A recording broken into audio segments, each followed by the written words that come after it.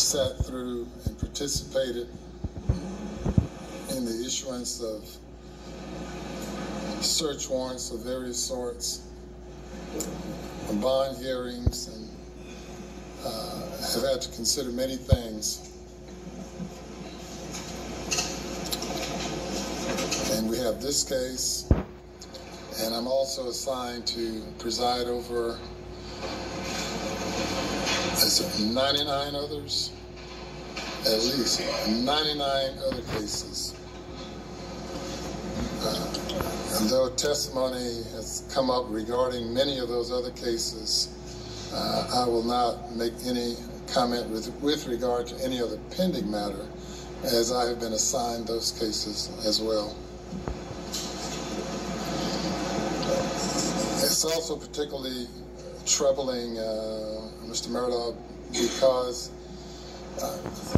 as a member of the legal community, and a well-known member of the legal community, you've practiced law before me, and we've seen each other at various occasions throughout the years. And it was especially heartbreaking for me to see you go in the media from being a grieving father who lost a wife and a son to being the person indicted and convicted of killing them.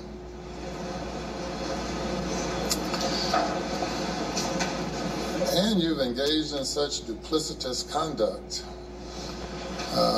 here in the courtroom, here on the witness stand, and as established by the testimony throughout the time leading from the time of the indictment and prior to the indictment throughout the trial to this moment in time. Certainly, you have no obligation to say anything other than saying not guilty. And obviously, as appeals are probably expected or absolutely expected, I would not expect a confession of any kind. In fact, as I've presided over murder cases over the past 22 years, I have yet to find a defendant who could go there, who could go back to that moment in time when they decided to pull the trigger or to otherwise murder someone. I have not been able to get anyone, any defendant,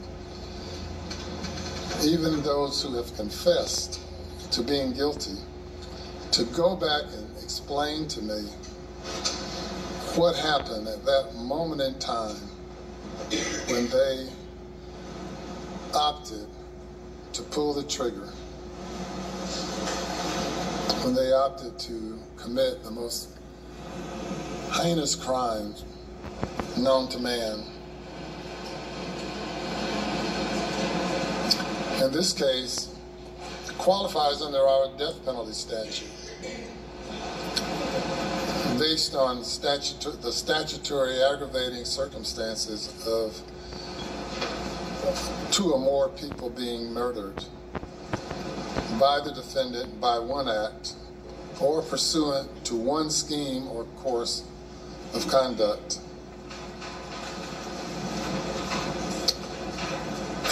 I don't question at all the decision of the state not to pursue the death penalty. But as I sit here in this courtroom and look around the many portraits of judges and other court officials and reflect on the fact that over the past century, your family, including you, have been prosecuting people here in this courtroom, and many have received the death penalty. probably for lesser conduct.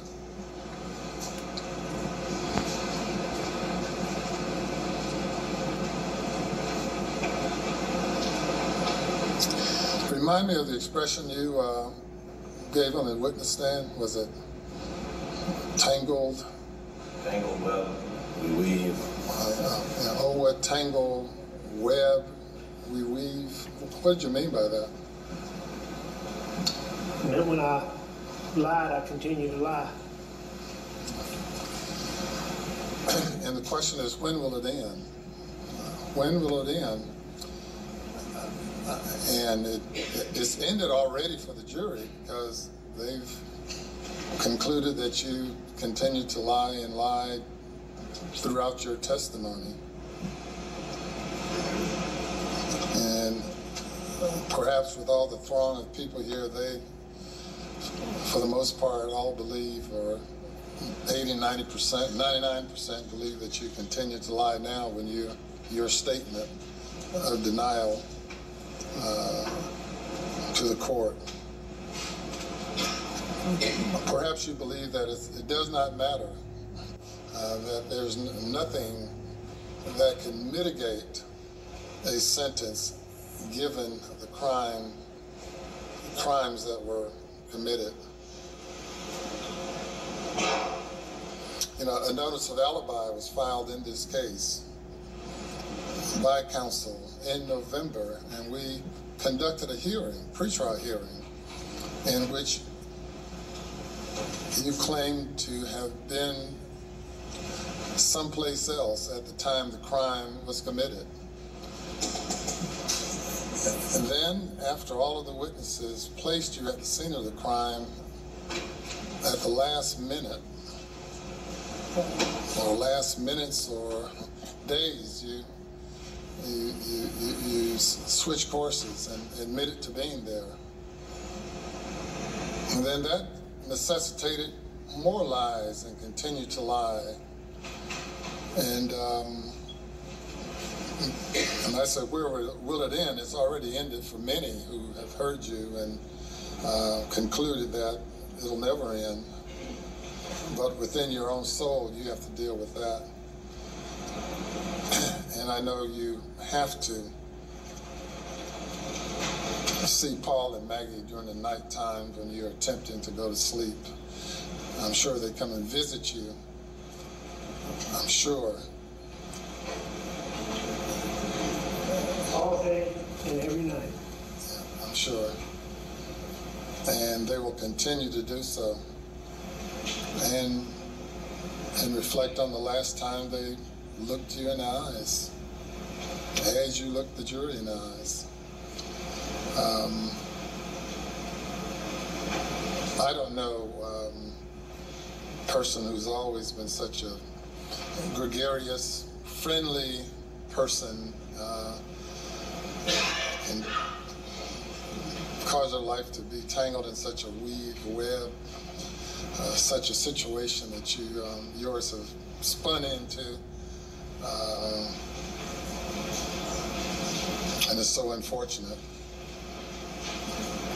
because you had such a lovely family of such friendly people, including you, and to go from that to this.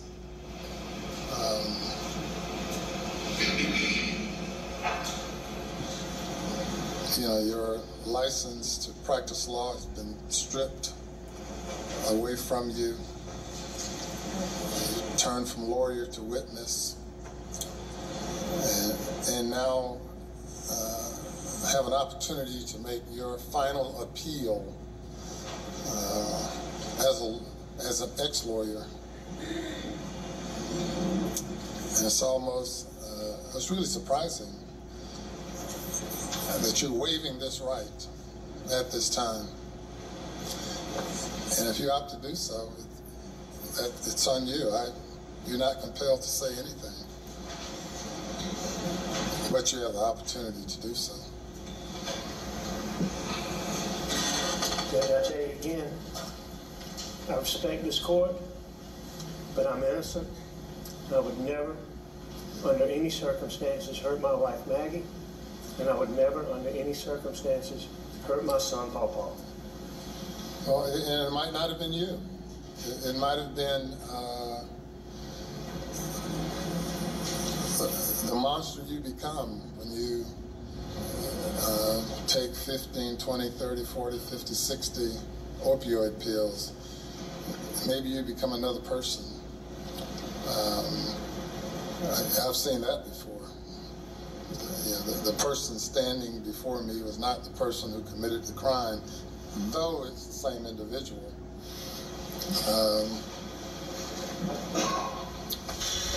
We'll leave that at that. Before announcing sentence on these cases, with regard to all of the other pending cases, are any of them here in Culloden, or I'm sure some of them are? Yes, sir. Half of them, or? I don't have that in front of me, but there are a substantial number of charges here. There's some in Hampton, Orangeburg, Beaufort, Allendale. There may be others that I'm not thinking of right now. We might have worn out our welcome here in Colleton. Colleton's been great. They have been, and I'll take this opportunity to thank Sheriff Hill and all of the court officials and really everyone I've met and dealt with while here in Colleton County. Just been great. He finally has on a jail uniform. Without any delay, we're going to schedule some of the other matters. Yes, sir. I know Mr. Harpootlian's scheduling is complicated, and you've sacrificed quite a bit to be able to be here defending Mr. Murdaugh, as well as the Attorney General's office, with all the other many things and obligations you have. And to be able to have the Attorney General here, Alan Wilson, for the period of time that he's devoted to being here, along with everyone else, it's been quite a sacrifice. But there are other victims whose cases deserve to be heard, and this case has jumped some of those other cases. Perhaps jumped it because of this case resulting in an assault on the integrity of the judicial system in our state, law enforcement in our state. Even during this trial, the law enforcement have been maligned for the past 5 or 6 weeks by one who had access to the wheels of justice, to be able to deflect the investigation. And as evidence is pointed out in this case, the looming storm that Mr. Waters talked about, I can just imagine on that day, June 7th, when a lawyer is confronted and confesses to having stolen over $500,000 from a client, and he has a tiger like Mark Tinsley on his tail, pursuing discovery in the case involving the death of Mallory Beach, and having a father, for the most part, on his deathbed. I can imagine, or really can't imagine, but I know it had to have been quite a bit going through your mind on that day. But amazingly, to have you come and testify that it was just another ordinary day, that my wife and son and I were out just enjoying life. Not credible, not believable. can convince yourself about it, but obviously you have the inability to convince anyone else about that. So if you made any such arguments as a lawyer, you would lose every case like that. Cases you will never have an opportunity to argue anymore, except perhaps your own as you sit in the Department of Corrections.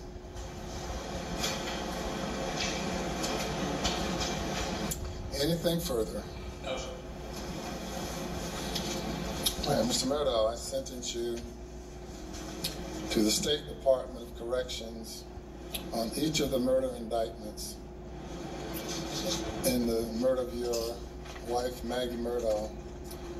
I sentence you for the term of the rest of your natural life for the murder of Paul Murdaugh, whom you probably love so much. I sentence you to prison for murdering him for the rest of your natural life. Those sentences will run consecutive. Under the statute involving possession of a weapon during a violent crime, there is no sentence where a life sentence is imposed on other indictments. That is the sentence of the court, and you are remanded to the State Department of Corrections.